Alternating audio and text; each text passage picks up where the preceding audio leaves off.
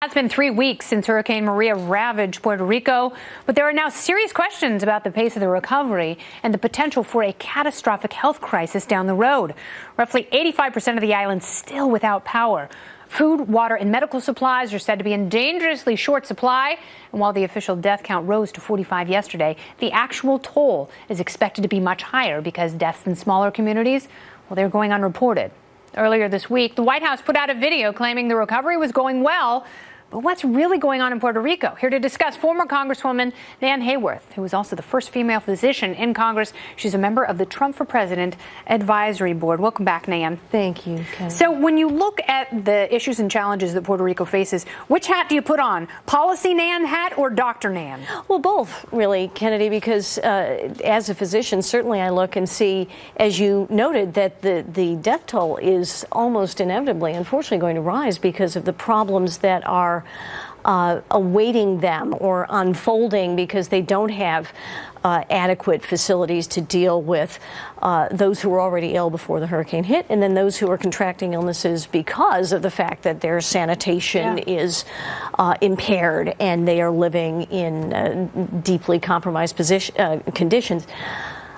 Part of this has to do with the fact that Puerto Rico was already in a somewhat chaotic state, especially in terms of its economy and its infrastructure, before this storm Much hit. harder to bounce back when you were financially ravaged to begin with. Exactly. And their reliance on NGOs and the federal government have been pretty substantial. Yes. And now, even though a lot of supplies have finally made their way, there was a bit of a lag, but they are there. They are. It's still difficult getting things from point A to point B, but the most important point B, places like hospitals, running dangerously low on things like oxygen. So what kind of specific health threats could they be facing? Sure. Well, the biggest threat is from, let's say, emerging threat is from contaminated water, because if you can't pump sewage, if you have standing water, then all kinds of pathogens, from viruses through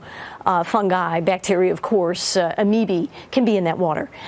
So that is a major problem that will create additional challenges for those who are already compromised, patients who are receiving dialysis, for example, patients who had underlying medical conditions, patients who need oxygen.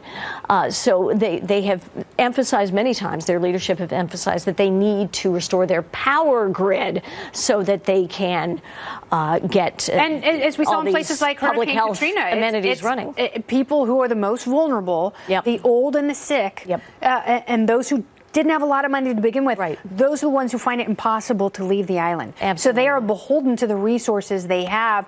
So, the White House says that they're doing what they can and making positive steps. Where's the truth? Because it feels like there's a bit of disparity in describing what's going on there. What's really happening?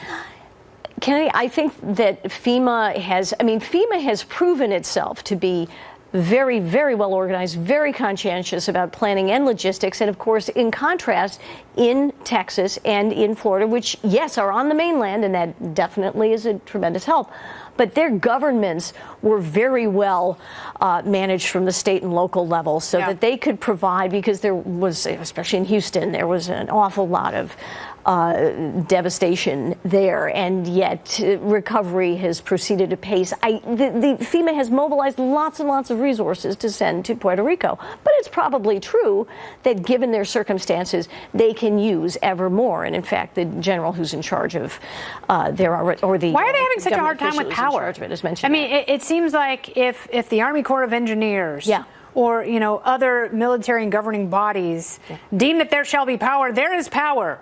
Why is it so hard to light up Puerto Rico? Well, because Puerto Rico doesn't have the kind of grid that we do in the United States, and they have to rely obviously on shipping fuel into them in ways that we don't have to deal with on the mainland. So and the president has suspended the Jones Act, so it doesn't just have to be from ships originating from United States ports, which is definitely a great thing to do.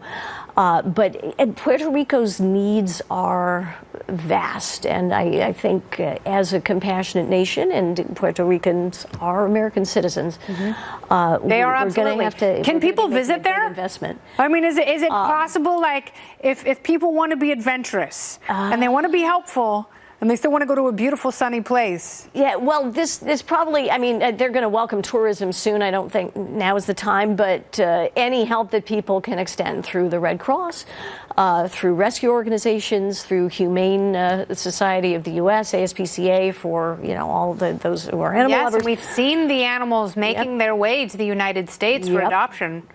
And I help with that, and, you know, bless the full hearts and loose pocketbooks of those who have already helped out. Exactly. And thank you for your insight, Nan Hayworth. Thank you. Fantastic.